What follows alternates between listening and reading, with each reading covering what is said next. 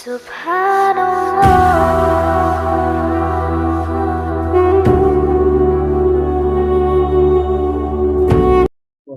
والسلام على من لا نبي بعد.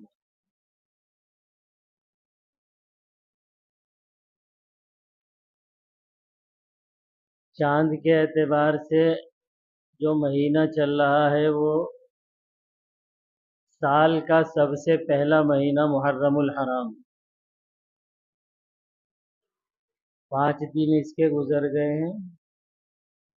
یہ اللہ تبارک و تعالی نے 4 مہینوں کو عظمت و تقدس عطا فرمایا ہے، ان میں سے ایک یہ محرم الحرام کا مہینہ.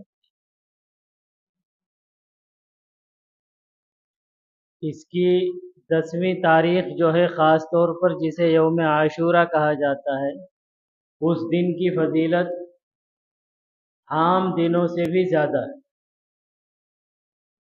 اور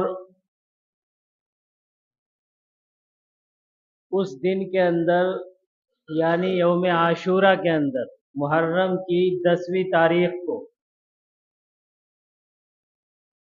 ہم یہ سمجھتے ہیں کہ واقعہ کربلا پیش آیا تھا، اس وجہ سے اس کی اہمیت ہے.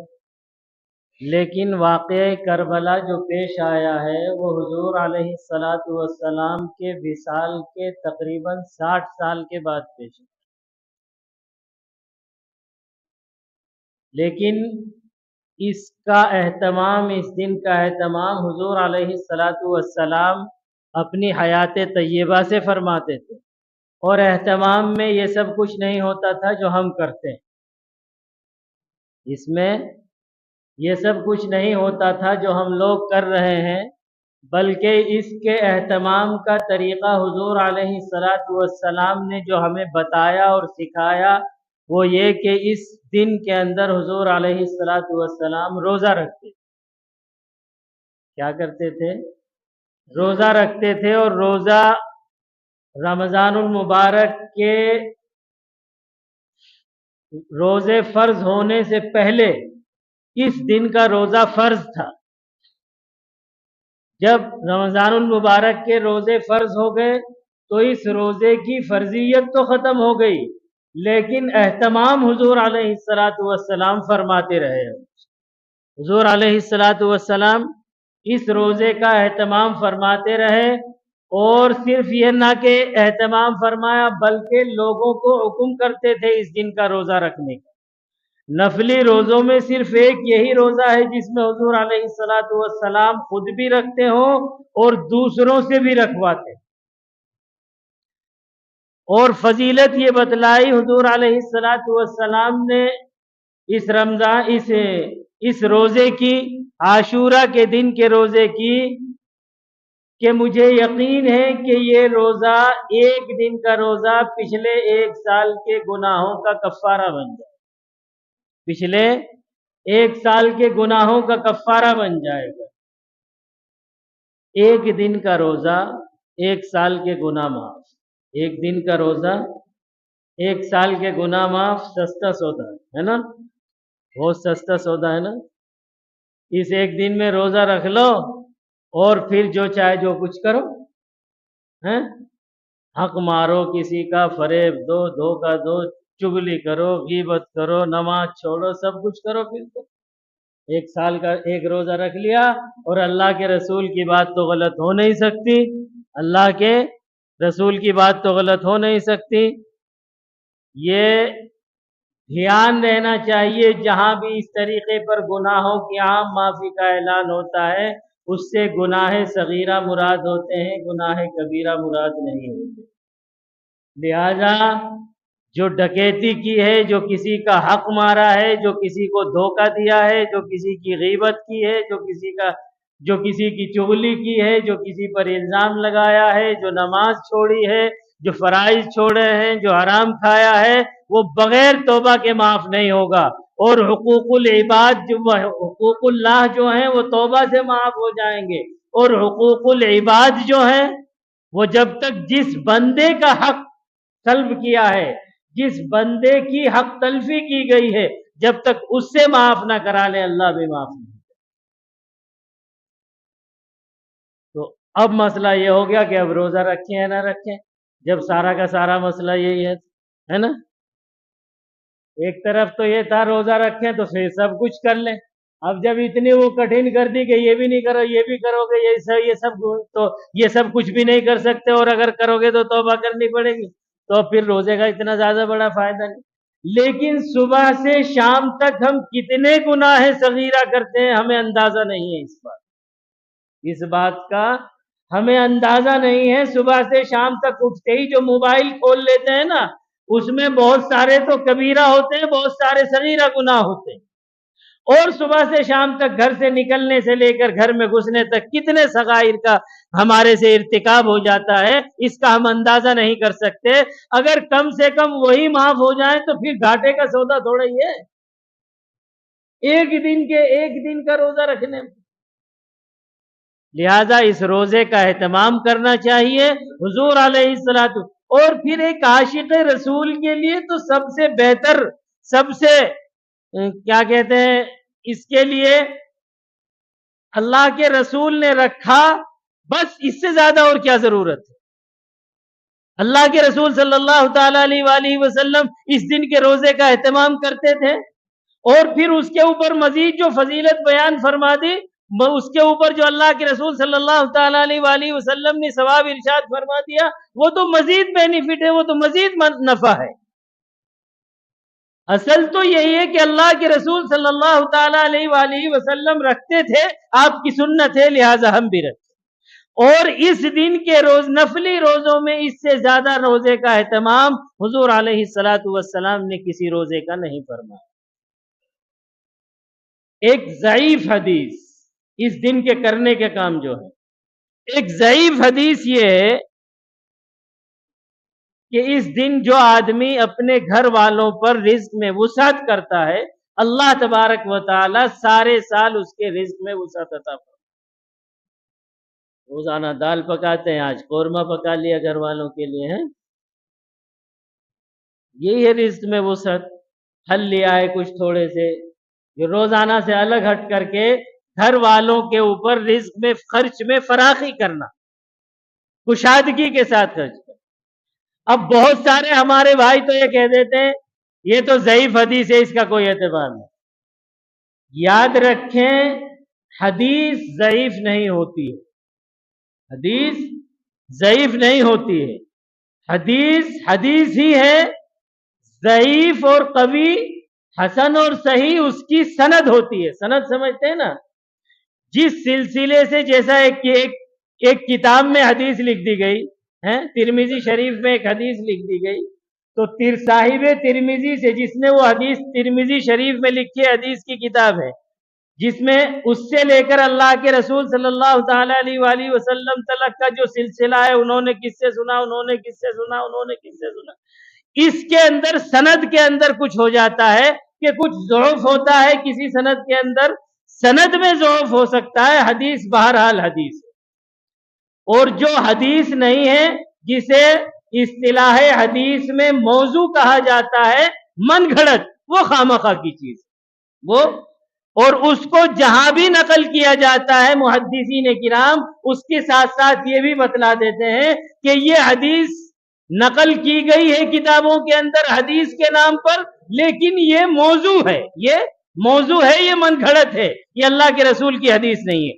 باقی جو اللہ کے رسول کی حدیث ہے، اگر اس کی سند میں کچھ ضعف ہے تو بہرحال اعمال کے اندر، فضائل اعمال کے اندر وہ ضعف قابل برداشت ہوتا ہے، اور اس ضعف کی وجہ سے اس حدیث میں بیان کی گئی فضیلت کو رد نہیں کیا جا سکتا۔ تو کچھ حضرات یہ کہہ دیتے ہیں ضعیف حدیث ہے، اس کی کوئی اثر، یہ بھی نہیں ہے۔ اور ضعیف حدیث کو بالکل یہ کہنا کہ یہ ضعیف حدیث ہے لہذا اس پر عمل اسی طرح اہتمام اس کا ضروری ہے، یہ بھی نہیں ہے۔ تو اگر چاہیں اہتمام کرنا تو کر لیں، اور اگر کوئی نہ کرے تو اس پر نکیر نہیں کر سکتے، اور اگر کوئی کرے تو اس کے اوپر بھی نکیر نہیں کر سکتے۔ سمجھ گئے نا؟ اگر کوئی اچھا پکا رہا ہے، کھا رہا ہے، تو اسے نہیں کہہ سکتے خامخواہ کہ تم کس چکر میں پڑ گئے ہو، یہ تو ضعیف حدیث ہے۔ ارے ہے تو حدیث، اور اگر کوئی نہیں کر رہا اس کے اپنے گھر کے حالات، اس کے اپنے گھر کے حالات ہیں. بہرحال ایک یہ ہے کرنے کا کام، ایک یہ کرنے تو یہ دو کرنے کے کام ہیں جو اس میں ایک تو بالکل صحیح حدیثوں سے ہے اور ایک یہ ضعیف حدیث کے ساتھ ہے، لیکن بہرحال یہ دو کرنے کے کام ہیں جو اس دن کے اندر کیے جانے چاہیے. اس کے علاوہ اچھا فراخی ہے رزق کے اندر، رزق کی فراخی کے اندر کوئی ایسا اللہ کے رسول صلی اللہ تعالی علیہ وآلہ وسلم سے یہ ثابت نہیں ہے کہ یہی اہتمام کرنا ہے، یہی چیز پکنی ہے، بس فراخی کرو حلیلی آؤ، کچھ نہیں ہے. جو جس انداز سے کرنا چاہے اس انداز سے کر لے، کوئی انداز حضور علیہ الصلوۃ والسلام نے متعین نہیں فرمایا. میں ہمیشہ مثبت انداز میں بات کرتا ہوں اور اس کے جو منفی پہلو ہیں وہ سب آپ حضرات کو خود سمجھیں، وہ آپ حضرات کو خود سمجھنے ہیں. اللہ کے رسول نے کسی خاص ڈش کا یا کسی خاص اہتمام کا اہتمام نہیں فرمایا ہے، بلکہ اللہ کے رسول کی جو حدیث ہے اس کے اندر صرف یہ ہے فراخی کرنا. تو وہ جس طریقے پر آپ کو اور آپ کے بچوں کو اچھا لگے اس طریقے پر آپ کر سکتے ہیں. یہ دو کرنے کے کام ہیں. اس کے علاوہ جو کچھ ہم کر رہے ہیں وہ سب کی سب خرافات. کیا ہیں؟ وہ سب کی سب خرافات ہیں، اور حضور علیہ الصلوۃ والسلام کی بعض چیزیں اس میں حضور علیہ الصلوۃ والسلام کے فرمان کے مطابق بدعت ہیں، بعض چیزیں اس کے اندر گناہ ہیں اور بعض چیزیں اس کے اندر حرام اور شرک بھی. باقی جو کچھ کر رہے ہیں تو جتنے بھی اس کے علاوہ ہم کام کر رہے ہیں گویا کہ کوئی بھی کام حضور علیہ الصلوۃ والسلام کے طریقے کا نہیں ہے، حضور علیہ الصلوۃ والسلام کے فرمان کے مطابق نہیں ہے. لہذا میں کسی کی دل آزاری کیے بغیر مثبت انداز میں یہ کہہ دینا چاہتا ہوں کہ جو کرنے کے کام ہیں وہ یہ ہیں، اس کے علاوہ اس دن میں جو بھی کچھ ہو رہا ہے وہ نہیں کرنے کا، وہ نہیں کرنے کا ہے. اور اگر اس کو ہم کر رہے ہیں تو لے کر کے مکروہ سے اور لے کر کے بدعت سے وہ شرک تک ہمیں پہنچا سکتا ہے. اور اللہ تبارک و تعالیٰ کا فرمان ہے ان اللہ لا یغفر ان یشرک بہ ویغفر ما دون ذلک لمن یشاء. اگر کرتے کرتے مر گئے، بھلے سے ہماری تدفین ہوئی ہو، نماز جنازہ پڑھی گئی ہو، لوگوں نے ہمیں اگر یہ کرتے کرتے اس دنیا سے چلے گئے ہیں تو شرک کرتے کرتے مرے. اور اللہ تبارک و تعالیٰ کے ہاں اگر شرک کرتے کرتے کوئی بڑے سے بڑا گناہ کر کے دنیا سے انسان گیا، کوئی بڑے سے بڑا گناہ کر کے دنیا سے انسان چلا گیا، اللہ تبارک و تعالیٰ کہتے ہیں چاہیں گے تو معاف کر دیں گے، چاہے تو سزا دیں گے. لیکن شرک کے بارے میں ضابطہ بیان کر دیا، اسے ہرگز معاف نہیں کریں گے اگر شرک کر کے آئے گا. تو لہٰذا اب میں یہ کہوں کہ یہ بدعت ہے، یہ گناہ ہے، یہ شرک ہے، ان تمام چیزوں کی تفصیلات آپ حضرات کے سامنے عرض کروں. جتنی خرافات ہیں ان سے رک جائیں، بس جتنی خرافات ہو رہی ہیں سب سے رک جائیں. جو کرنے کا کام کیا ہے، کرنے کا کام کیا ہے؟ مومن کا میں نے پچھلے ہفتے بتلایا تھا کہ ایمان کا تقاضا کیا ہے؟ اللہ کو ماننا اور پھر اللہ کے رسول صلی اللہ تعالی علیہ وآلہ وسلم کے طریقے کے مطابق زندگی گزارنا، اعمال صالحہ جسے کہتے ہیں. تو کرنے کا کام کیا ہے؟ جو محمد الرسول اللہ کا طریقہ، جو محمد الرسول اللہ صلی اللہ تعالی علیہ وآلہ وسلم کو پسند، جو آپ نے بتا دیا وہ کرنے کا کام. اور اس کے علاوہ جتنے کام ہیں وہ سب نہیں کرنے، وہ سب نہیں کرنے کے ہیں. اب ہم تھوڑا سا اپنے گریبانوں میں منہ ڈال کر کے دیکھ لیں کہ ہم کر کیا رہے ہیں اور کرنا کیا چاہیے. ہم اس دن کے اندر جس دن کا تقدس زیادہ ہوتا ہے، یاد رکھیں جس دن میں اللہ تبارک و تعالی نیکیوں کی اہمیت کو بڑھا دیتے ہیں، جس دن میں اللہ کی رحمت برستی ہے، اگر اس دن میں آدمی غضب کو دعوت دیتا ہے اللہ تبارک و تعالی کے، تو غضب بھی اسی طریقے پر نازل ہوتا ہے جس طریقے پر رحمت نازل. تو اب یہ دیکھیں ہم غضب کو کس طریقے پر اللہ کے تلاش کر رہے ہیں. معاذ اللہ، کہاں جائیں گے ہم لوگ؟ کیا حشر ہوگا پھر ہمارا؟ لہٰذا اس دن میں جو کرنے کے کام ہے. اچھا ایک بات اور عرض کر دوں اسی ضمن میں، हुजूर अलैहिस्सलातु वस्सलाम को तो ये मालूम था कि यहूदी भी इस दिन रोजा रखते हैं। वो एक तारीख है कि फिरौन गर्क हुआ था दरिया में, मालूम है हजरत मूसा अलैहिस्सलातु वस्सलाम का पीछा कर रहा था। हजरत मूसा अलैहिस्सलातु वस्सलाम को और आपकी फौज को अल्लाह तबारक, बनी इसराइल को अल्लाह तबारक व तआला ने 12 रास्ते दे दिए और पीछे पीछे फिरौन अपनी फौज को लेकर के घुस गया उसी में दरिया के अंदर, और वो दरिया से हजरत मूसा अलैहिस्सलातु वस्सलाम, माँ, बनी इसराइल, सब बनी इसराइल के साथ पार हो गए। और फिरौन जब बीच में पहुंचा, उसकी फौज और फिरौन सारा का सारा गर्काब हो गए। तो रिवायत में आता है वो दिन भी यही आशूरा का दिन था जिस दिन फिरौन गर्क हुआ था और हजरत मूसा और बनी इसराइल को इस दिन से नजात मिली थी। तो इसी वजह से यहूदी भी इस दिन रोजा रखते हैं।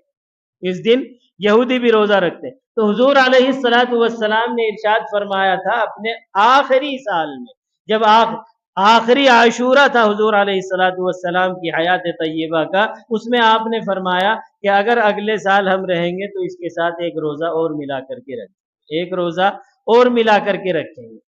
तो वो जो एक रोजा और है, वो रोजा रखना इस वजह से कि हुजूर अलैहिस्सलातु वस्सलाम की ख्वाहिश थी और उसके बाद तमाम सहाबा ने उसके साथ एक रोजा और मिला करके रखा, लिहाजा वो एक रोजा भी सुन्नत है, वो एक रोजा भी सुन्नत है। हुजूर अलैहिस्सलातु वस्सलाम की ख्वाहिश और फिर उसके बाद सहाबा के मुतवातिर अमल की वजह से वो एक रोजा भी सुन्नत है। तो उसके साथ एक रोजा और मिला लें।